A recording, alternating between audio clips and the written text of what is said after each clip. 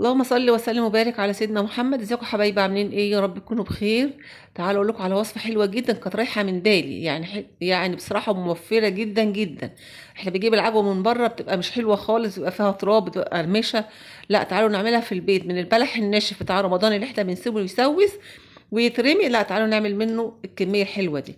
بنجيب البلح بنفصصه كويس جدا وبنغسله حلو جدا تحت الحنفيه، وتنقعيه في الميه لمده نص ساعه، مش اكتر من نص ساعه. لو هتحطي ميه سخنه 10 دقايق بالظبط.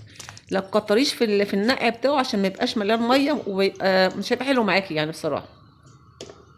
بعد ما غسلته ونقعته نص ساعه، حطيته في مصفى، سبته يصفى الميه بتاعته لمده ربع ساعه.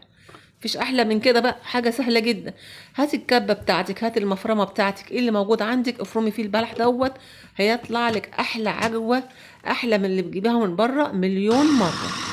انا عمري ما جبت بلح عجوه من بره، حتى لو ماركه نظيفه لازم الاقي فيها حبه قرمشه. فاهميني ازاي؟ مش بتبقى حلوه خالص. لا، اعمليها في البيت. انا كنت بعمل العجوه في البيت بالبلح اللي هو السيوي دون الطري شويه. لكن انا عندي كميه بلح فاضله من رمضان، بدل ما ارميها اعمل بها شويه العجوه التحفه دول. مفيش احلى ولا اجمل من كده. اعملي بقى شويه قرص، اعملي منين اللي انت حابه تعمليه اعمليه. بصي، لو معلقه سمنه كده وتسيحيها وتحط عليها معلقتين من العجوه دول وتعملي سندوتش، هتاكلي احلى سندوتش. والله العظيم عظمه. عملت كميه حلوه جدا. ده كيلو بلح بعد ما، يعني كيلو صافي بعد ما شلت منه النقع. بعد ما عملته بص، نفس الكمية طلعوا حلوين جدا جدا. البلح الناشف بتاع رمضان بدل ما ترميه، اعملي بيه احلى عجوة. شايفين الجمال؟ حاجة كده فاخر من الاخر.